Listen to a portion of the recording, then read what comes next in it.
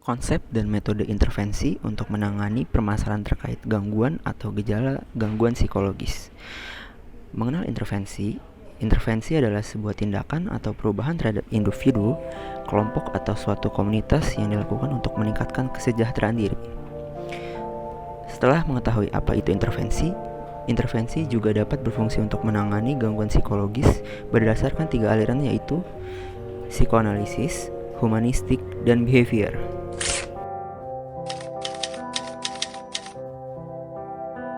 Bentuk intervensi yang dapat dilakukan dengan aliran psikoanalisis.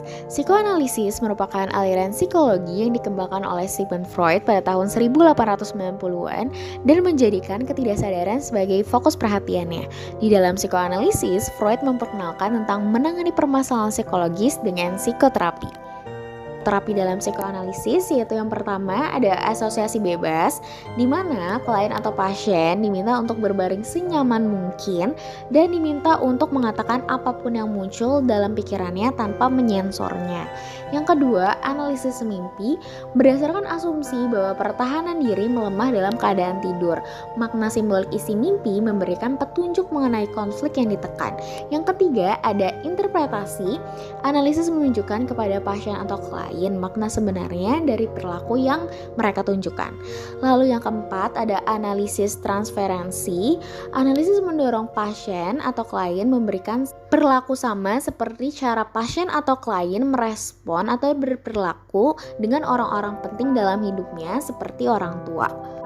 Selanjutnya ada terapi psikodinamika interpersonal. Salah satu terapi dalam pendekatan psikoanalisis yang dimana terapis menekankan interaksi antara pasien atau klien dengan lingkungan sosialnya. Pelopor perkembangan pendekatan ini adalah psikiater Amerika Harry Stack Sullivan. Bagaimana terapi interpersonal dilakukan?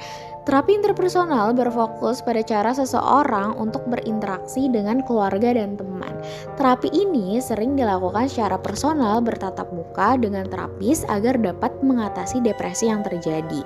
Gagasannya adalah cara seseorang untuk berkomunikasi dengan orang lain dapat mempengaruhi suasana hati dan perasaannya. Selain itu, dapat meningkatkan keterampilan komunikasi menjadi lebih baik. Kali ini aku akan menjelaskan tentang humanistik. Paradigma humanistik memberi penekanan yang lebih besar pada kebebasan manusia untuk memilih, menganggap kehendak bebas sebagai karakteristik terpenting manusia.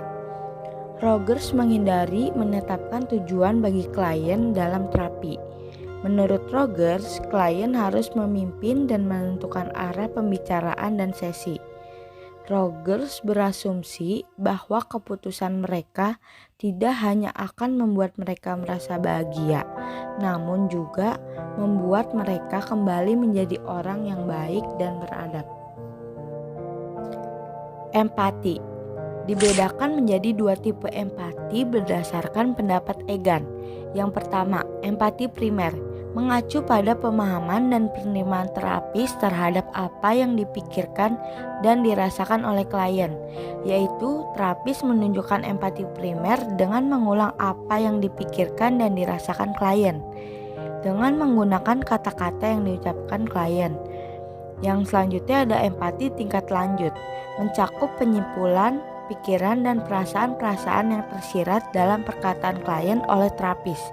Pikiran dan perasaan yang mungkin hanya sedikit disadari klien.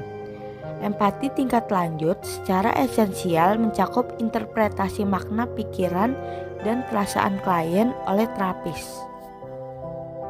Contoh yang menggambarkan perbedaan antara empati primer tingkat lanjut. Klien, saya tidak mengerti apa yang terjadi.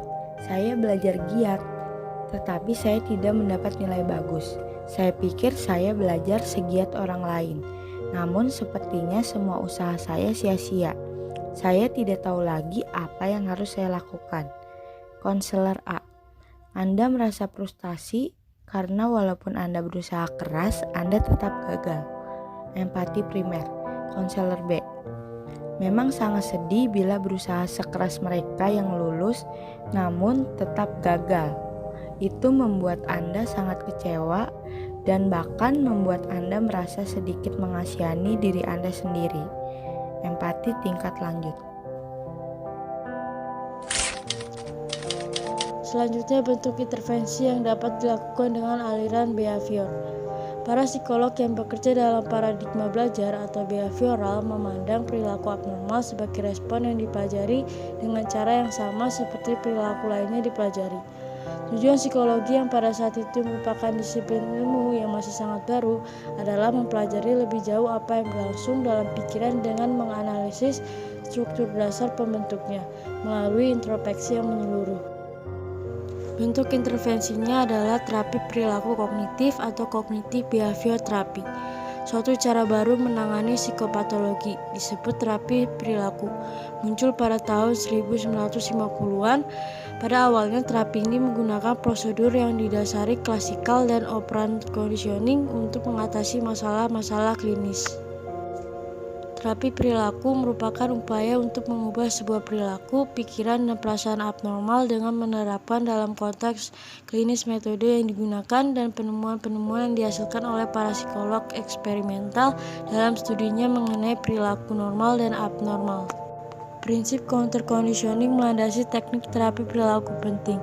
Desensisasi sistematik yang dikembangkan oleh Joseph Wolpe pada tahun 1958. Wolpe mengajukan hipotesis bahwa counter conditioning mendasari efektivitas suatu kondisi atau respon yang berlawanan dengan kecemasan bagian tingkat kecemasan ketika seseorang sedang bertahap dihadapkan pada hal-hal yang ditakutkannya dalam tingkatan yang semakin lama semakin tinggi. Dan tipe counter conditioning lainnya yaitu aversive conditioning juga memainkan peran bersejarah yang penting dalam perkembangan terapi perilaku. Dalam tipe ini, suatu stimulus yang menarik bagi pasien dipasangkan dengan sesuatu yang tidak menyenangkan, misalnya obat yang membuat mual atau sengatan listrik yang menyakiti yang di tangan dengan harapan memberikan muatan negatif pada stimulus tersebut. Sebagai contoh, seorang peminum bermasalah yang ingin berhenti minum dapat diminta untuk mencium alkohol ketika ia merasa mual setelah meminum obat-obat tertentu. Teknik-teknik aversif dapat digunakan untuk mengurangi merokok dan penggunaan obat-obatan serta objek-objek tertentu yang menimbulkan ketertarikan bagi beberapa orang yang secara sosial tidak pantas, seperti daya tarik seksual anak-anak di mata para pengidap pedofilia.